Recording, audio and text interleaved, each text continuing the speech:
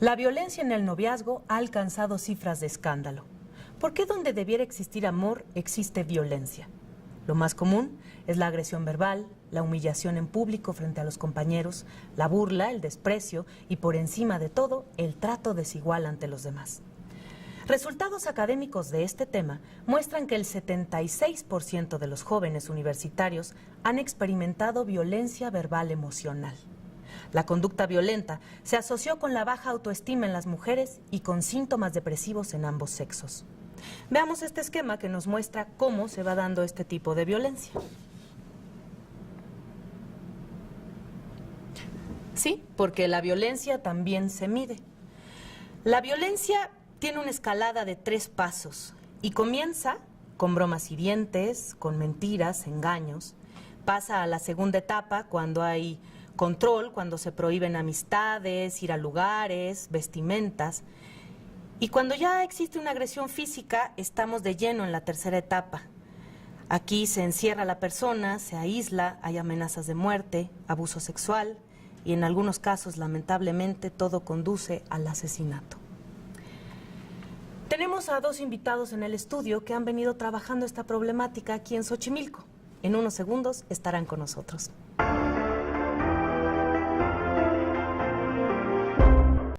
Y bien, pues ya están aquí nuestros 2 especialistas, a quien quiero darles las gracias y la bienvenida. Gracias por estar aquí. Gracias. Rosalinda Siciliano, Víctor Manuel Polo. Ellos son orientadores aquí en la UAM y bueno, nos van a hablar un poco más de este tema. Víctor Manuel, ¿cuál es el factor, desde tu punto de vista, que detona este tipo de violencia? Fundamentalmente la angustia que se acumula al pensar en la pérdida de la pareja. En un esquema de apropiación del otro, en un esquema de pertenencia mutua y de poca diferenciación entre los integrantes de dicha relación. La relación de pareja se circunscribe en una dinámica donde no hay lugar a la diferencia del otro, ni a la individualidad. Yo deposito en mi pareja aquello que me hace sentir en completud. Y el solo hecho de pensar que somos diferentes me genera una terrible angustia que me orilla finalmente a aniquilar todos aquellos aspectos que pongan en riesgo esa unidad que yo he ido construyendo en el proceso de enamoramiento.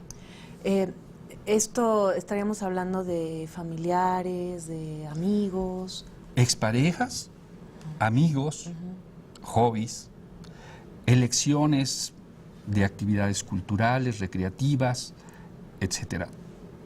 Entonces la otra persona tiene que ser como yo quiero que sea.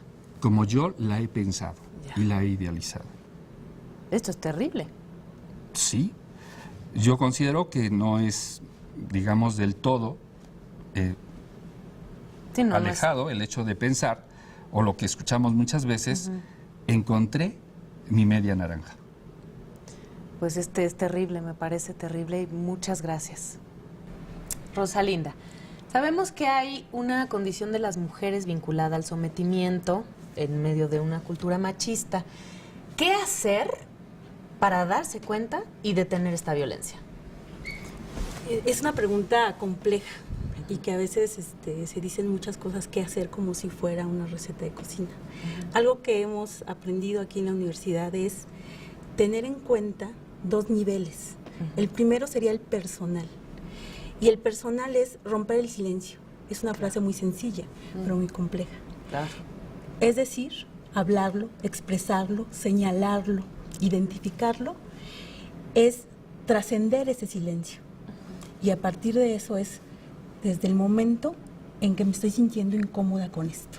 Claro. Y a lo mejor ni lo puedo nombrar como violencia, pero ya me estoy sintiendo incómoda. A lo mejor ni hago consciente que me estoy sintiendo incómoda, pasa un lapso de tiempo, ¿no?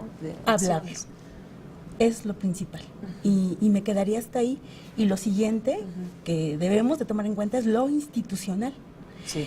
Desde la institución es también romper el silencio institucional, hacer estrategias donde se vea cómo trabaja la violencia. Pues para eso están ustedes, ¿no? Claro, claro. Donde la comunidad universitaria se encuentre con esos espacios para poderse vincular y poder trabajar desde el aspecto institucional, porque a veces no se encuentran los espacios. Sí, ¿no? Y es pensarlo en esos dos niveles. Sí. Y también encauzarlo, ¿no? Encauzarlo hacia las autoridades según lo que haya sucedido. Exacto, exacto. Sí. Pues qué interesante, muchísimas gracias. No, ¿de qué? Gracias. Tenemos a otra especialista en el tema aquí en el estudio, ya que desgraciadamente en nuestra universidad hay un problema de acoso, tanto a trabajadoras como a alumnas, y quisiera hablar de esto con los hombres. Usted, joven estudiante o profesor, ¿cómo se siente involucrado? ¿Considera que la violencia contra el sexo opuesto es un problema que le concierne? ¿Sabe si alguna de las mujeres que están a su alrededor está siendo molestada? Lamentablemente, un lugar donde una persona va a formarse como tal, a incorporar conocimientos, a instruirse para poder progresar en su vida, muchas veces termina transformándose en una tortura para algunos alumnos. ¿Qué sucede cuando el profesor es el acosador?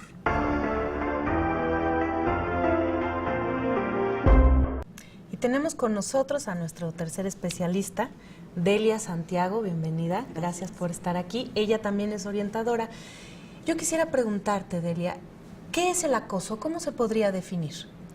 Bueno, mira, antes que nada me parece importante aclarar que todos y todas somos vulnerables ante una situación de acoso, es decir, nadie estamos exentos, ni hombres ni mujeres, aunque cabe señalar que dado la cultura androcéntrica en la cual no interactuamos, pues es mayormente común que se ejerza hacia las mujeres. Y bueno, esta situación, por otro lado, pues está entrecruzada por una relación de poder, es decir, aquel que ostenta un lugar de poder que culturalmente se le ha representado con mayor jerarquía, es decir, a veces los jefes, a veces los profesores, se crea todo un escenario donde a partir de ello se abusa de ese lugar y se sujeta al otro, a veces se convierte ese otro en un objeto al que se le sujeta a un deseo, es decir, se le manipula o se le impone una situación que se tiene que mantener donde puede haber tanto caricias, cuestiones sexuales y demás. ¿Qué puedo hacer yo o qué puede hacer una persona si un profesor, un trabajador o un alumno lo está acosando? Para empezar, creo que es importante señalar que es necesario que haya todo un proceso personal de reconocimiento de en qué lugar estoy, qué estoy viviendo, y por otro lado, considero que sí, que institucionalmente tiene que haber todo un proceso de intervención, pero donde la intervención no sea solamente para victimizar a la persona. Cuando se victimiza a veces se aniquila o se anula la posibilidad de que esa persona tenga un proceso de resistencia o una posición de poder poner un alto ante ello. Implica todo un proceso muy amplio, complejo, psicológico, para poder desarrollar, digamos, recursos que den pauta a poner un alto. Pero también, por otro lado, me parece que tiene que haber protocolos de intervención claros por parte de la institución, donde haya toda una normatividad clara y justa interna, digamos, en el ámbito universitario, pero que a su vez se cimente en el marco legislativo existente. Entonces, no hay que tener miedo, no. Hay que hablar y saber que la ley está de nuestra parte y la institución también. Y que se puede romper el silencio. No importa si sea un profesor, un alumno o un trabajador. Así es. Muchísimas gracias. Gracias por estar aquí. Todos los días ocurren eventos como estos en México. Sin importar las razones o lo que te digan, la violencia contra la mujer, sea psicológica o física, es un delito que daña la dignidad, integridad o libertad del ser humano.